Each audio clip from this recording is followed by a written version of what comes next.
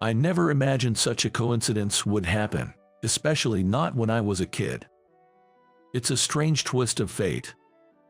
Since elementary school, I've loved reading novels. Mr. Johnson, is it okay to borrow this many? It's fine. Borrow as much as you like. These are my books, so feel free to read them. The classroom library, where the teacher gathered books that the students wanted to read, changed its collection every week. The books were chosen based on a survey, but I was about the only one who was really into books. So it always ended up being the books I wanted to read. I felt somewhat guilty, but Mr. Johnson, our homeroom teacher, was kind and told me it was okay. Hey, why do Mr. Johnson prepare so many books for us? He wants us to become people who can save others with words, not hurt them. Words can become a dangerous weapon if used wrongly. Mr. Johnson always said that during the 2 years he was our teacher, giving us the chance to read many books. He was a mentor to me. And now, at the age of 39, I'm attending his funeral. I never thought we would part so soon. All the former students attending are shedding tears. It's a funeral that shows how much he was loved. Many classmates were also there. Isn't that Michael? You came too. Jer, of course. It feels nostalgic. We used to play a lot as kids.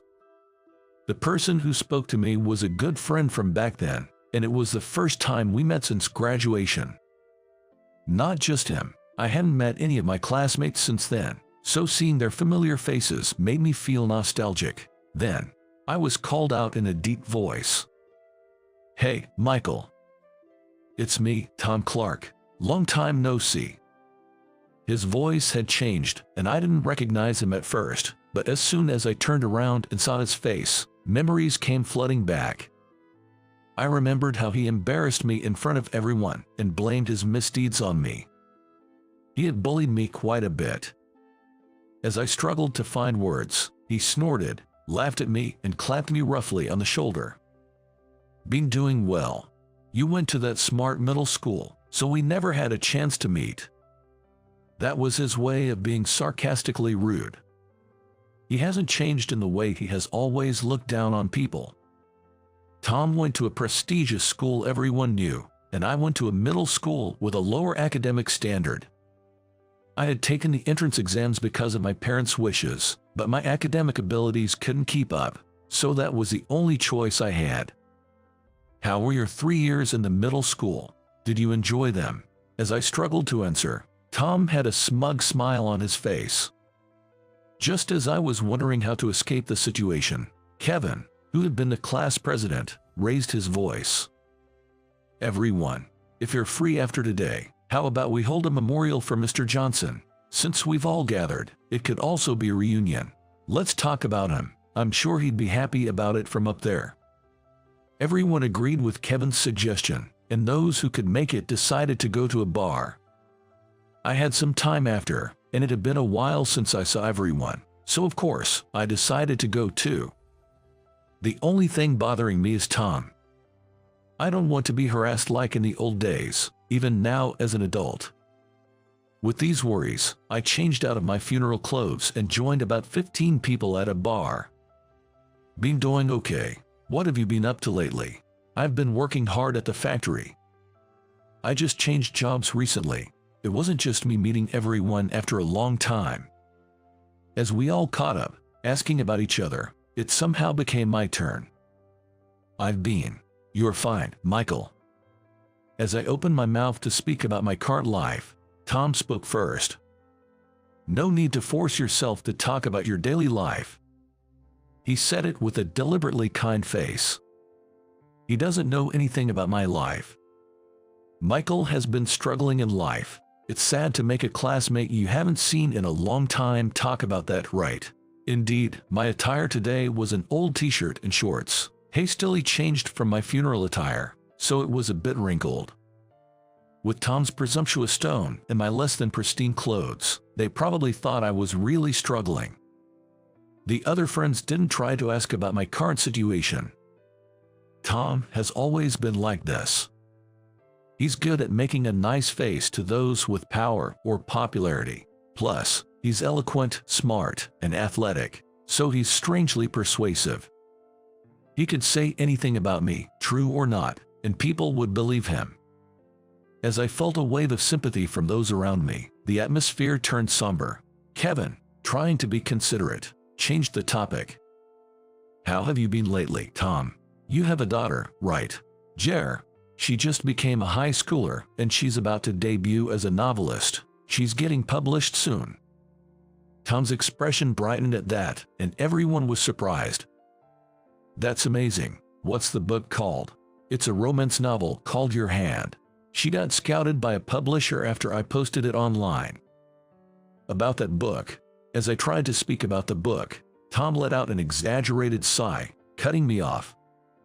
"Sorry, Michael. If it sounded like bragging, I apologize. I'm just happy for my daughter. Don't worry, I'm not asking you to buy it. It'll probably be in libraries soon. I'd be happy if you read it then." Tom's comment made it seem to everyone else like I was trying to interrupt out of jealousy. Of course, I wasn't thinking anything of the sort, but that's the image that stuck. Even when paying the bill, he made sure others could hear him. "Let's all go Dutch, Michael, you're fine. I'll cover for you. Next time we meet, just listen to my stories, okay?" And with that, Tom added insult to injury. Everyone paid, but in the end I didn't. I had my wallet and enough money to pay. To be looked down upon and treated so miserably at this age, it's so embarrassing, it makes me want to cry. Even if I say I have money now, probably no one would believe me. After everyone dispersed and it was just the two of us, Tom dropped his pleasant facade and muttered, "Must be tough being incompetent." I was seething with anger, but I refrained from shouting. It seemed pointless, so I just walked out to the main street from the alley. Then, Tom's wife came to pick him up, and he brightened up again. "I was nearby, so I came to get you." "Thanks." She was a very beautiful, cheerful woman, and they looked good together. "This is my wife. She's an executive secretary. You probably never get to meet someone like that," he said in a voice quiet enough for her not to hear, then walked away without looking back. In front of everyone else, he's kind and cheerful, but around me, he's just mean. I bet none of our classmates would believe that Tom, who's on the fast track to success with a beautiful wife, could say such things. Thinking about all this, I walked home alone, feeling lonely.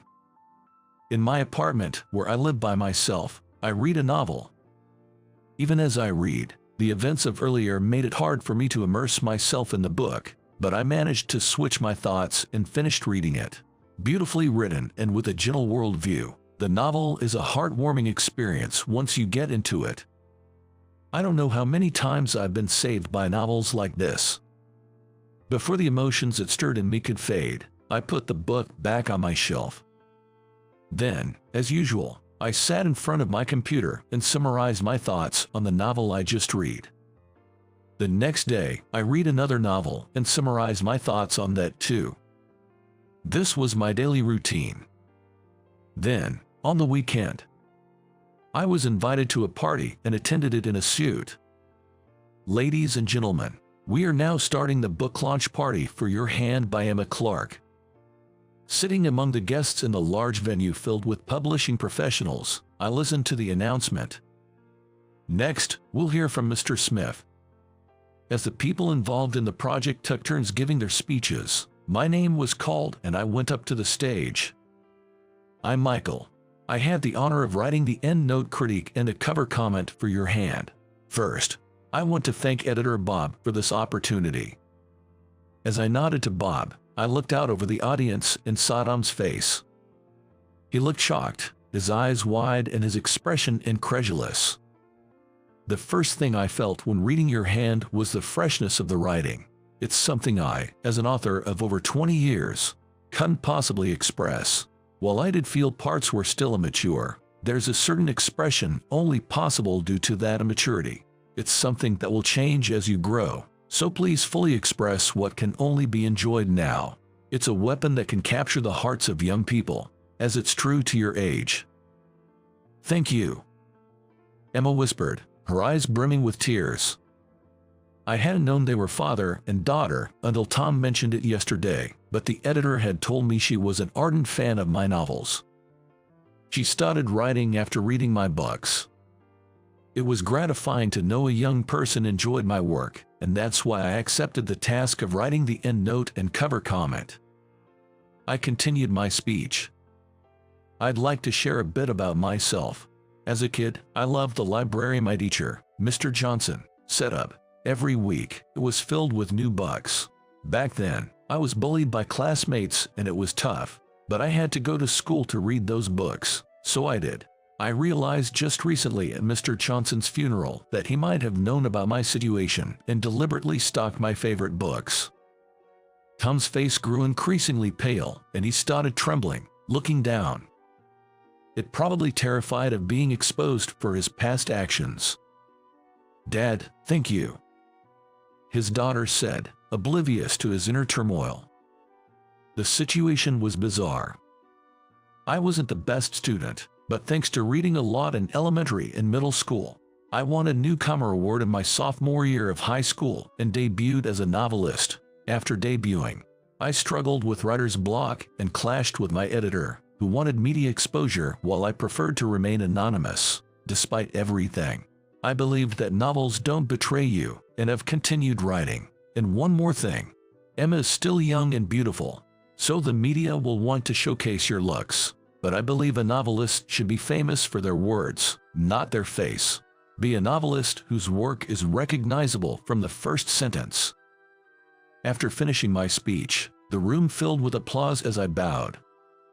As I stepped down from the stage, various people complimented my speech. "What a fantastic speech. If Mr. Smith writes the cover comment, it's bound to be a bestseller." Then Emma came to greet me. "Mr. Smith, thank you so much for your speech." "Not at all. I've read all your books. I've admired you since I was a child, so getting your comment is like a dream come true. Your novels have saved me so many times." She seemed nervous, but earnestly conveyed her feelings. Then, Tom, her father, approached, looking around cautiously. "Can we talk for a minute?" I took him to a corner of the venue, away from his daughter's hearing.